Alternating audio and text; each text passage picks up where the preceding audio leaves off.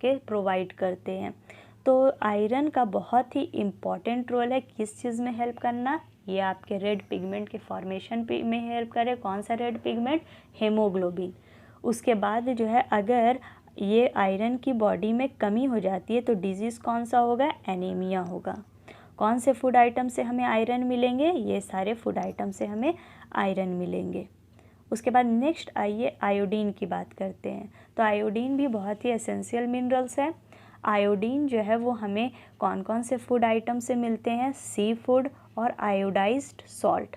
हम लोग नमक जो खाते हैं, जो आयोडाइज्ड सॉल्ट, उसमें आयोडीन प्रेजेंट होता है, ये हमारे बॉडी को आयोडीन प्रोवाइड करते हैं।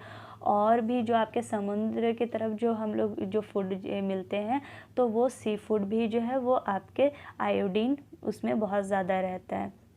अब आयोडीन की डेफिशिएंसी डिजीज़ के बारे में बात करते हैं कि अगर बॉडी में आयोडीन की कमी हो जाती है तो कौन सा डिजीज़ होगा। तो हमने पहले भी पढ़ा था ग्वाइटर के बारे में कि बॉडी में आयोडीन की कमी होने की वजह से ग्वाइटर होता है। ग्वाइटर के कौन सा डिजीज़ को कहते हैं? तो याद कीजिए, ग्वाइटर हमने बताया था कि ग्वाइटर जो है वो आपका जो नेक रीजन है, गले का जो पोर्शन है, उसमें स्वेलिंग आ जाता है, वो फूल जाते हैं और बाहर की तरफ निकल जाता है, जिसे हम कहते हैं ग्वाइटर।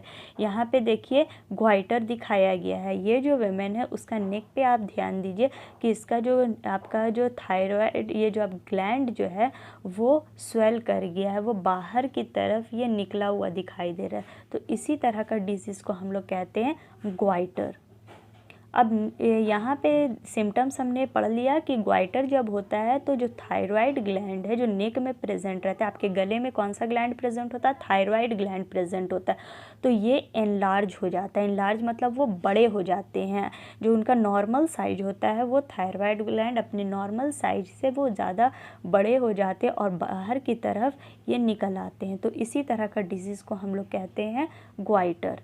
तो ये आपके ये किसकी कमी की वजह से हो रहा है? ये आयोडीन की कमी की वजह से हो रहा है।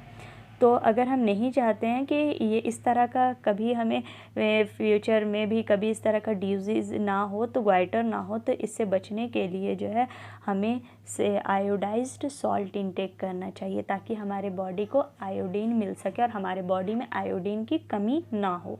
उसके बाद नेक्स्ट हम लोग बात करते हैं कौन से मिनरल की? फ्लोरीन।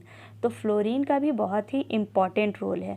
तो फ्लोरीन क्या आपके किस चीज़ में हेल्प कर रहा है? ये हमारे दांतों को स्ट्रॉन्ग बनाता है। साथ साथ जो है अगर इसकी डेफिशिएंसी डिजीज़ की हम लोग बात करते हैं तो वह काम क्या है इसका? टीथ को स्ट्रॉन्ग बनाना। तो जस्ट आप इसको उसी तरह उल्टा लीजिए से आपके डेफिशिएंसी डिजीज़ में सिम्टम्स में। तो जहाँ आपके अगर ये बॉडी में आपके फ्लोरीन है तो फ्लोरीन का काम है दांतों को स्ट्रॉन्ग बनाना। तो अगर फ्लोरीन की कमी हो जाएगी तो दांत क्या होगा? आपका डीके होने लगेगा, कमज़ोर हो जाएगा, दांत जो है वो आपके डीके करने लगेंगे। तो यहाँ पे देखिए डेफिशिएंसी डिजीज़ क्या हो जाएगा? डेंटल डीके, दांत आपके सड़ने लगेंगे। उसके बाद सिम्टम्स क्या दिखाई देगा? तो सिम्टम्स वही हो जाएंगे, दांत का सड़ना।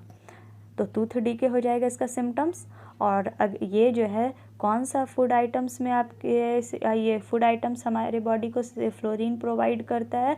तो ये आपके सी फूड और जो है टी, जो हम लोग चाय पीते हैं तो उनमें फ्लोरीन प्रेजेंट होता है, हमारे बॉडी को जो है फ्लोरीन मिलता है। तो इस तरह के अगर हम फूड आइटम्स को अगर हम खाएंगे तो हम अगर हम इस तरह के फूड आइटम्स को हम लोग इंटेक करेंगे सही अमाउंट में तो हम ये सारे डिजीज़ से बच सकते हैं। तो इसलिए आप लोग ध्यान दीजिए कि अपने डाइट में सही से हम लोग को खाना खाना चाहिए। इस चैप्टर में मैंने बहुत सारे फूड आइटम्स का इम्पोर्टेंस दिखाया, कौन से फूड आइटम्स हमें कौन सा न्यूट्रिएंट्स देते हैं और उन न्यूट्रिएंट्स का हमारे बॉडी में क्या रोल है। इस